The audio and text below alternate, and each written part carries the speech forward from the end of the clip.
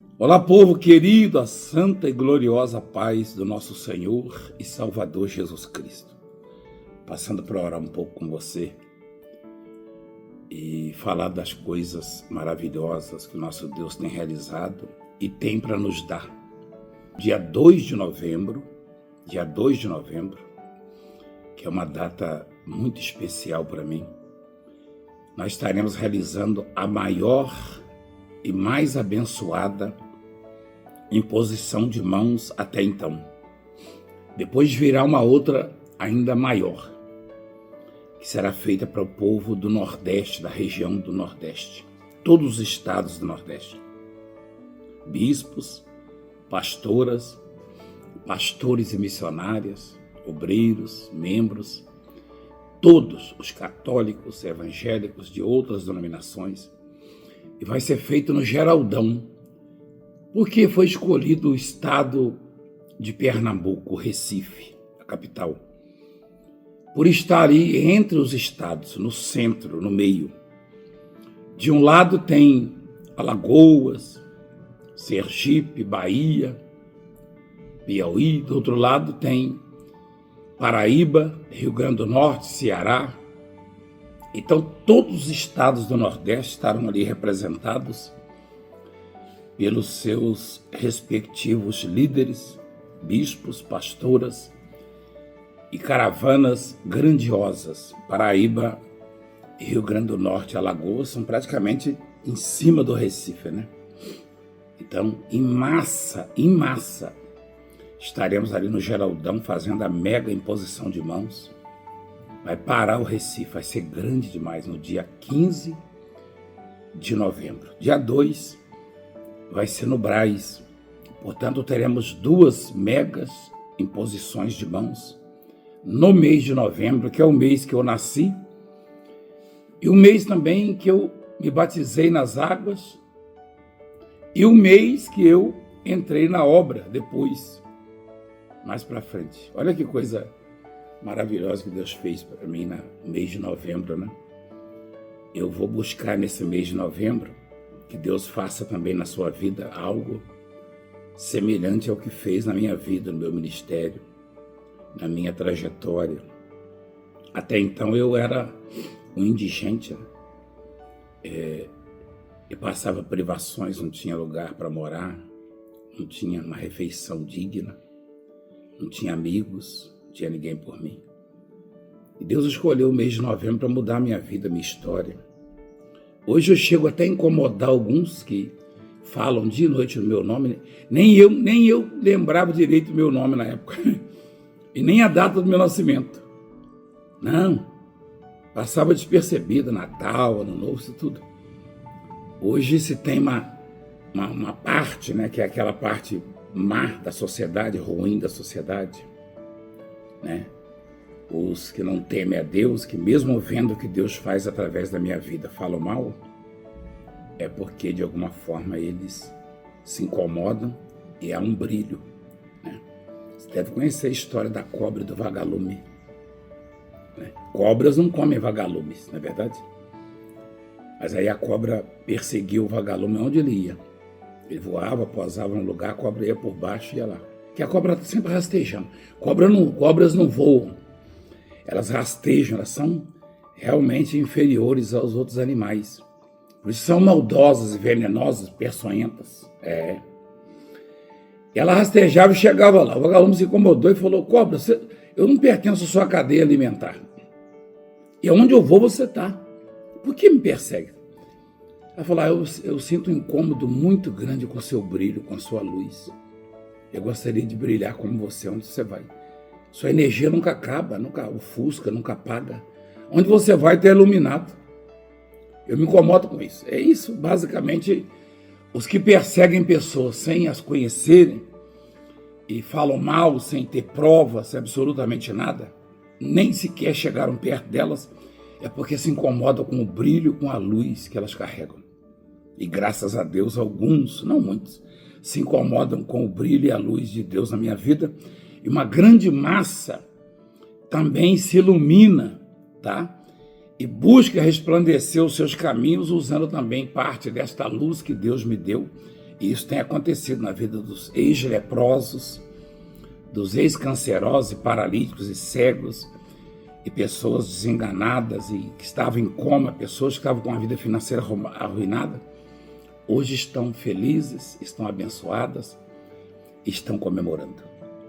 Então, no dia 2 de novembro, a imposição de mãos no Brás, e no dia 15, no Recife, em Pernambuco, com todo o Nordeste. Vamos orar? Vamos falar com Deus. Pai querido e maravilhoso Senhor dos Exércitos, nós entramos na Tua presença em oração, em o nome do Seu Filho amado, nosso Senhor e Salvador Jesus Cristo. E a Tua palavra diz: invoca-me e eu te responderei, anunciar-te-ei coisas grandes que não sabes ainda. Há pessoas, Pai, que precisam ser tocadas e que estão invocando o Senhor. Anuncia hoje na vida delas as mudanças, as transformações, as curas, as aberturas de portas e todo tipo de benefício e bênçãos sem medidas. Curando-as do câncer, da lepra, das dores no corpo, dores na cabeça, dos incômodos, das infecções. Tira, Senhor, o sofrimento. Tira, Senhor, aquilo que tem levado o Teu povo a sofrer, a gemer, que tem causado muita angústia, depressão, tristeza. Faz o milagre, Pai. Restaura a vida dessa mulher católica, este homem católico, ou evangélico, ou que não tem religião, não importa. Seu filho. O Senhor não criou a religião. O Senhor criou o homem. E há um Deus, uma única referência para seguirmos, que é o Senhor. Teu filho disse: eu sou o caminho, a verdade e a vida. Ninguém vem ao Pai senão por mim. Então, Senhor, precisamos seguir só um caminho, Jesus Cristo, e chegar a Ti. E essa oração chega no Seu trono para restaurar vidas, abrir portas, prosperar vidas, famílias inteiras, tirando-os das drogas, do alcoolismo, da depressão, dos remédios controlados. Cura, Senhor, de toda enfermidade mortal. Dê vida, dê longevidade, perdoa os nossos pecados. Nos dê um coração puro, limpo, lavado no Teu sangue precioso. Abençoa os dizimistas da obra, os ofertantes, os patrocinadores. Abra as janelas dos céus e derrama bênçãos sem medidas. Eu declaro bênçãos, vitórias na vida de todos, para a glória do Pai, do Filho e do Espírito Santo.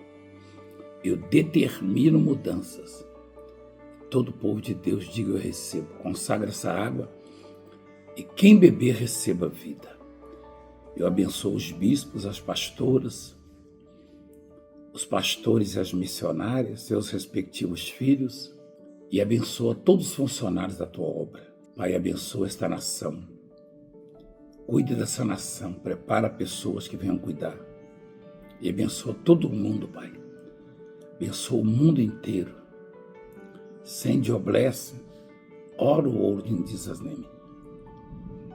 Send your blessing, open all the door. Send your blessing to Africa, for Africa and Europe, in Jesus' name. And touch, heal, and change this life. In Jesus' name, amen. Graças a Deus. Beba da água abençoada. Muito bem. Vamos ouvir a palavra. Eu queria convidar os bispos, pastoras e pastores missionários, todos da obra Obreiros, e todo o povo para acompanhar essa mensagem simples e abençoada que está no livro de Mateus, capítulo 14, a partir do versículo 22. Mateus 14, 22. Presta atenção nesta palavra que é para abençoar a minha vida e a sua vida. Jesus anda por sobre o mar. Olha que coisa interessante. Jesus anda por sobre o mar, sobre as águas. Não é comum, é óbvio. Você consegue fazer isso? Não. Você já conheceu alguém que conseguiu ou consegue fazê-lo? Jesus está em outro patamar, acima de todos os homens, mesmo estando na sua natureza humana. Mas não foi só Jesus quem andou sobre o mar, né? Sobre as águas. Ele andou pelo poder do Pai, né? Poder próprio. E Pedro, Simão, andou pelo poder de Deus. Deus faz tudo sem depender de ninguém, absolutamente. E eu e você podemos também tudo dependendo dele, andando na presença dele. Logo a seguir, compeliu Jesus os discípulos a embarcar e a passar diante dele para o outro lado. Enquanto ele despedia as multidões. Você, bispo e pastor, você, missionário, obreiro, percebe que Jesus estava num culto, né? numa concentração. E ele liberou os discípulos, ficou sozinho cuidando da multidão. Ele não saiu correndo da reunião, não. Ele despediu o povo. Certamente muita gente procurava Jesus após o culto, após a concentração. Enquanto ele despedia as multidões. E despedido as multidões, subiu ao monte a fim de orar sozinho. Em caindo a tarde, estava lá ele só. Entretanto, o barco já estava longe, a muitos estádios da terra, açoitado pelas ondas, porque o vento era contrário. Olha o detalhe aqui para mim, para você, bispo, pastor, povo de Deus. Quando Jesus ele terminou o culto dele, a concentração, ele foi orar no monte. Certamente entregar as demandas, os pedidos daquela multidão ao Pai. Interceder pelo povo. Jesus não precisava orar por ele, não. Não, Jesus é Deus. Estava na natureza humana, mas tinha a divindade, a onisciência, a onipotência, a onipresença. Embora em algum momento ele se sentia aflito, né, por causa da carne, e pedia a misericórdia do Pai. E ele então despediu a multidão, foi para o monte orar, tá? E os discípulos já tinham entrado no barco e já estavam longe de Jesus, longe. Observe a palavra, a expressão longe, tá? Presta atenção. Jesus estava o que mesmo? Os discípulos estavam o que mesmo? De Jesus longe. E estando longe, o barco deles começou a ser açoitado pelas ondas, porque o vento era contrário. Quando nós estamos perto de Deus, juntos dele, os riscos são menores. Mas como assim menores? Não se extinguem? Não por causa das nossas muitas falhas e fraquezas e vulnerabilidade, mas são menores. E é muito mais fácil clamar por socorro estando perto dele. Ou ser suprido por ele. Você conhece isso na parábola do filho pródigo. 2 filhos, o mais moço e o mais velho. Qual filho que era assistido, que estava bem o tempo inteiro? Ficou na companhia do pai. E o pai disse para ele, inclusive, tudo é seu, filho. O que é meu é seu. Quando você está perto de Deus, o que é dele é seu. Quando você está longe, você continua sendo filho, mas se torna vulnerável, como se tornou o filho pródigo. Para conseguir estar na segurança, na fartura, no aconchego, ele teve que voltar para perto do pai. Então, estando longe, certamente o seu barco será açoitado, que é a sua vida, é óbvio. É bom fazer uma reflexão, uma autoanálise. Você que vê defeito em todo mundo, mas não observa os seus próprios defeitos, suas falhas. E tudo que acontece com você é perseguição, é injustiça, né? Enfim, observa aonde você está errando, né? Para você se aproximar de Deus e ficar juntinho dele. Então diz assim: entretanto o barco já estava longe, a muitos estados da terra, açoitado pelas ondas, porque o vento era o quê? O vento era contrário. Quer dizer, antes de Jesus ir ao encontro deles, já ventava muito. Já ventava muito. Eu e alguns pregadores no passado já ministramos essa mensagem, só que não atinamos para isso. Eu, particularmente, não atinei para isso. Eu até cheguei já a comentar que surgiu um vento, uma tempestade, quando Pedro caminhava, mas não. Eu estava nessa madrugada meditando e olha que Deus falou comigo. Ele falou: observa isso, ó. Quando Jesus foi ter com eles, uma das razões pelas quais Jesus foi é que ele viu que o barco era açoitado pelas ondas. Tá?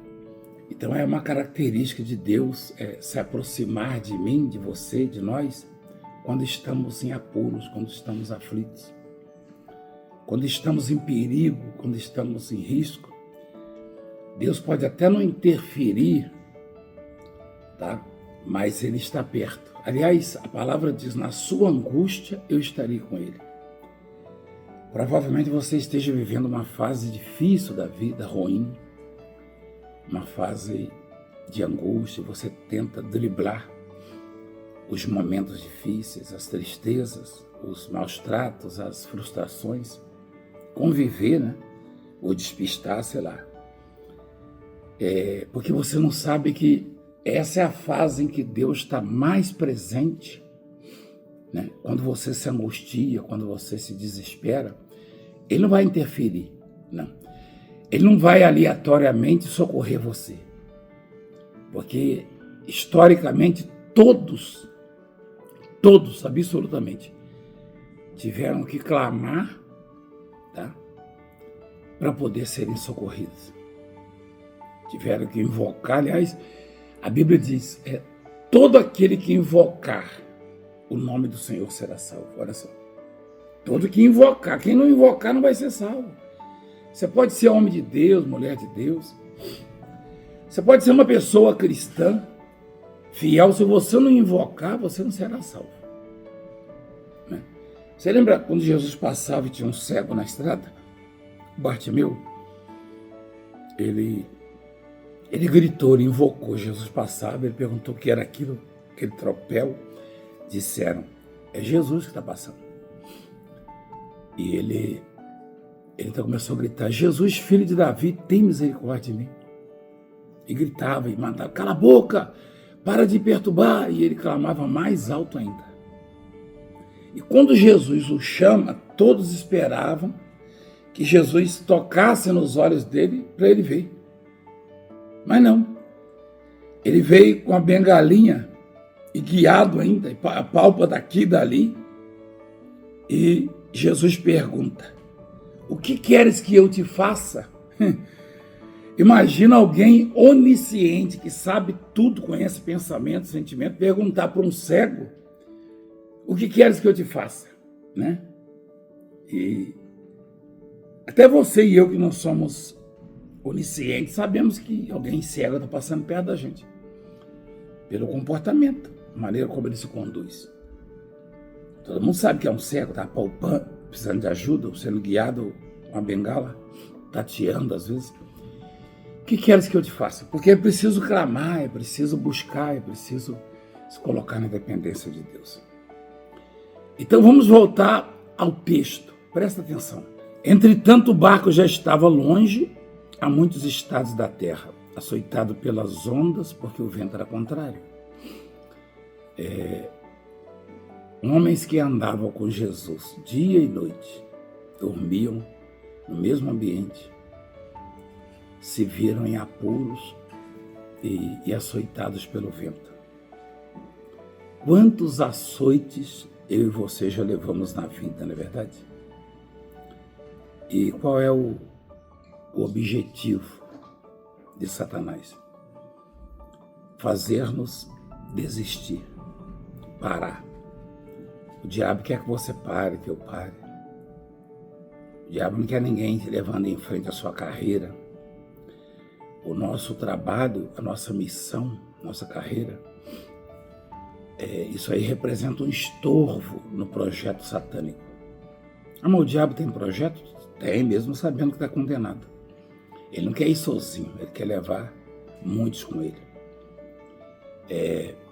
Satanás foi expulso do céu, você sabe disso. Ele era o Lúcifer. Ele era um anjo de luz. E ele não veio sozinho. Ele trouxe a terça parte. De 9, ele trouxe 3. Tá? Por quê? Porque ele não quer ir sozinho. Então ele quer levar você, destruir você, sua família, seus projetos, sua felicidade, sua salvação.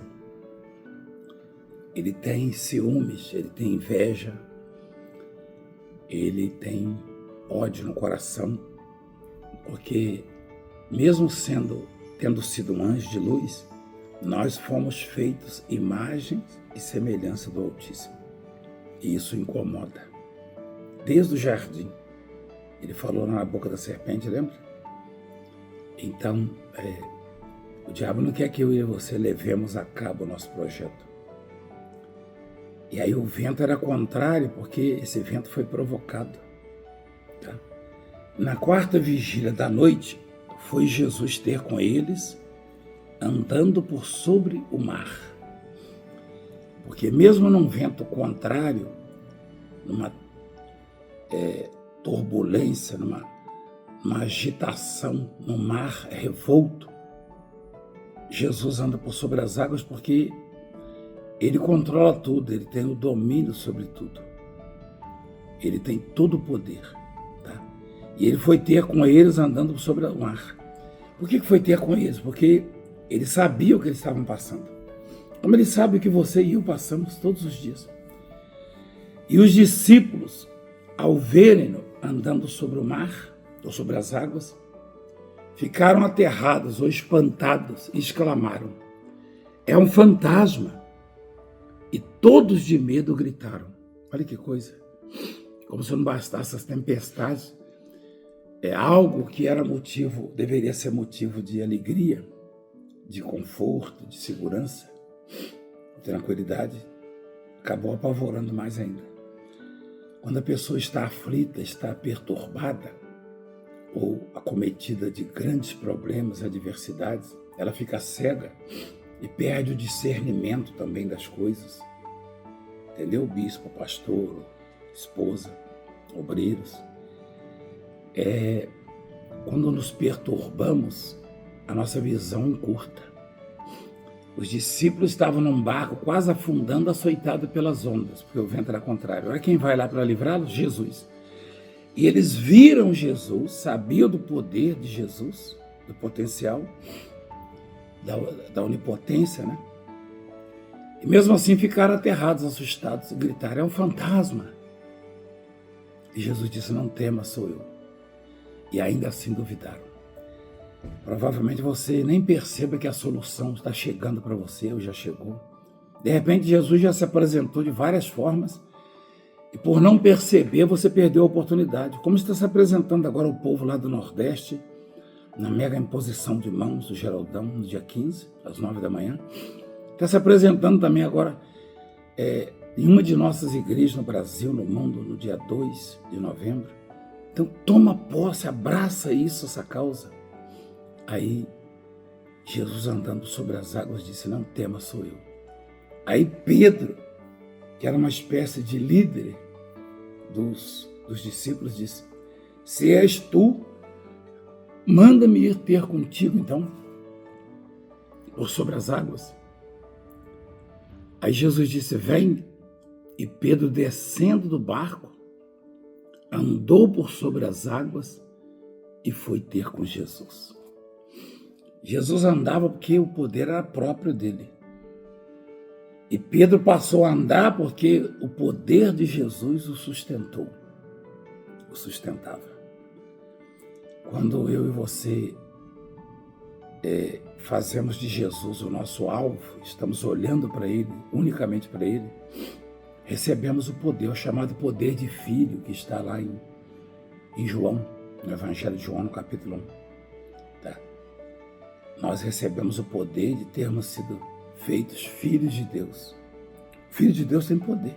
Eu falei isso para o Celso Portiolli, quando o filho dele estava aflito e acometido de uma infecção, tá?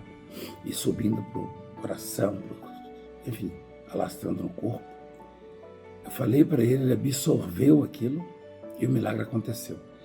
E mais para frente, mais tarde, aconteceu uma situação com ele de um câncer, e com base no conhecimento que ele teve, na experiência pelo filho, ele se curou através do poder de Deus e acabou se batizando. Um beijo no coração, Celso, que assiste sempre aqui, Deus abençoe. E ele conta onde vai esse milagre. Então nós temos o poder de filho, você tem, você que crê. E Pedro andou sobre as águas.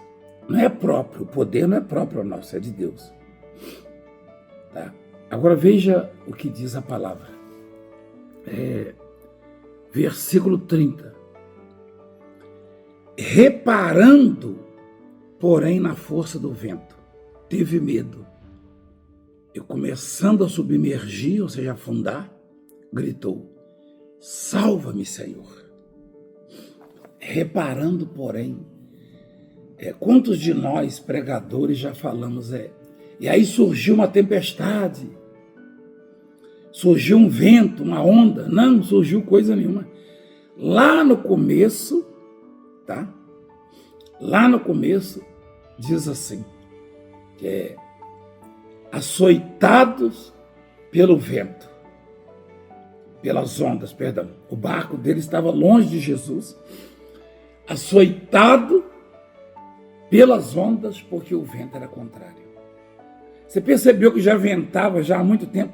Antes de Jesus entrar no mar, já ventava e as ondas já açoitavam o barco deles, muito antes.